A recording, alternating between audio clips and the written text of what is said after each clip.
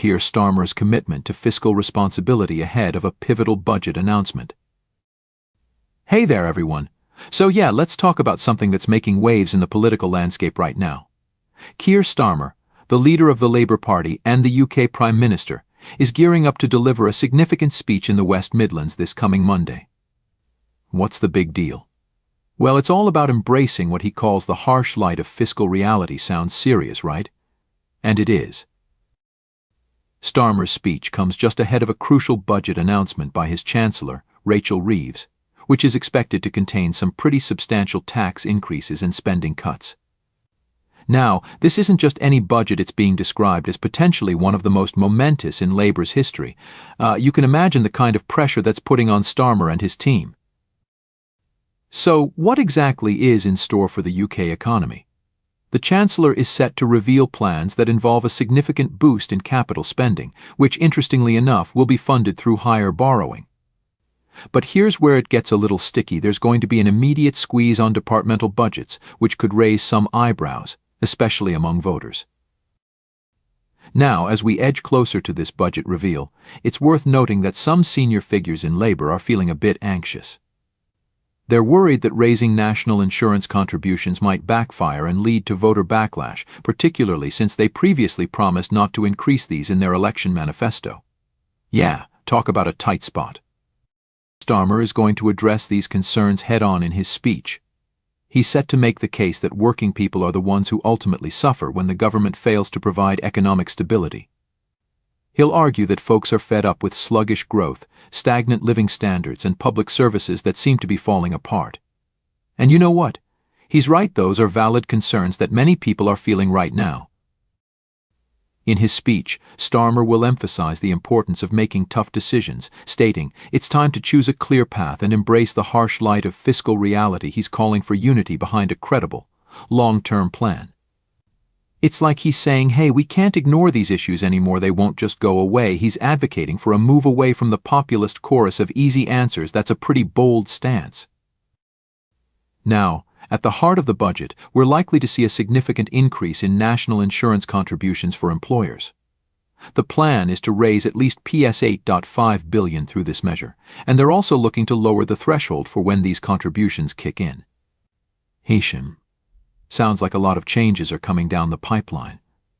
Alongside this increase, there are going to be additional tax rises that might stir some controversy.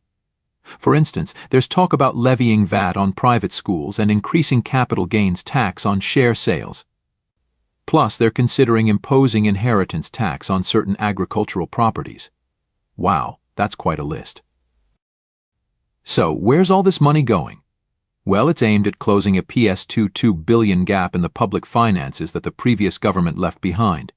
Reeves, the Chancellor, is also targeting an additional £18 billion to enhance public services, including a 4.5% annual increase in the NHS budget. That's something that's going to resonate with a lot of people, especially given how vital healthcare is. However, it's not all sunshine and rainbows. Reeves plans to tighten the day-to-day spending budgets for several departments, including the Ministry of Justice and the Transport and Housing departments. That's where things could get a bit dicey, especially if people start feeling the pinch from reduced services. Looking ahead, the Chancellor is also planning to change how the government defines debt, which will allow for an additional £50 billion a year in capital investment by the end of the current parliamentary term. But, in an effort to keep the bond markets calm, she's likely going to limit her borrowing to just £20 billion to £25 billion more than what's currently forecasted. It's a balancing act for sure.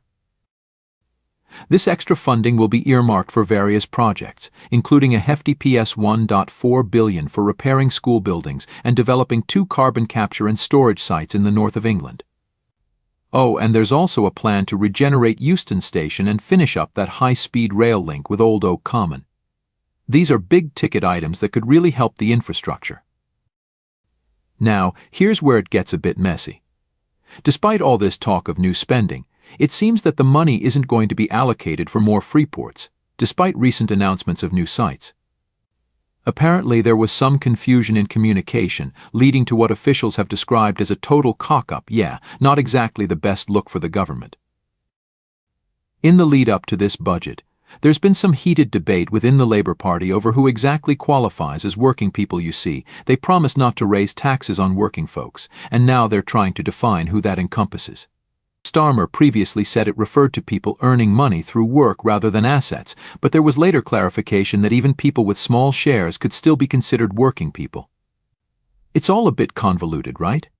Education Secretary Bridget Phillipson weighed in, assuring the public that, coming out of this budget, working people will not see higher taxes in the payslips that they receive. That's a pretty crucial statement, especially when so many people are feeling the financial strain. Starmer is going to try to shift this debate in his favor, stating, "We choose a different path: honest, responsible, long-term decisions in the interests of working people." It sounds like he's really trying to establish a narrative that highlights their commitment to fiscal responsibility, even when the choices are tough.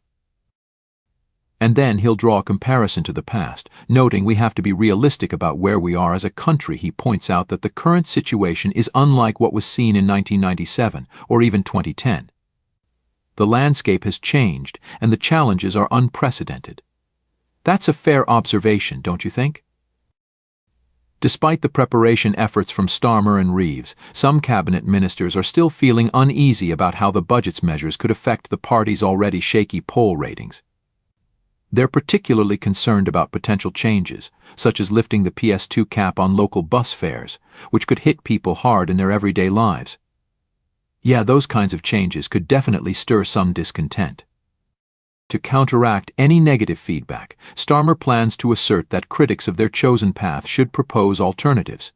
He'll say, if they think the state has grown too big, let them tell working people which public services they would cut. That's a bold challenge, but it's also a necessary part of the conversation. And here's the kicker: Starmer and Reeves might get a boost in their messaging from new analysis expected to come from the Office for Budget Responsibility. This analysis will delve deeper into that PS2 $2 billion black hole in the public finances, which could help bolster their argument for these tough choices. So yeah, as we look forward to this budget announcement, it's clear that Keir Starmer is trying to position himself and his government as responsible stewards of the economy, ready to face tough decisions head-on. But with significant tax increases and spending cuts on the table, the path forward is fraught with challenges. It's definitely going to be an interesting week for British politics. Let's keep our eyes peeled for more updates as they unfold.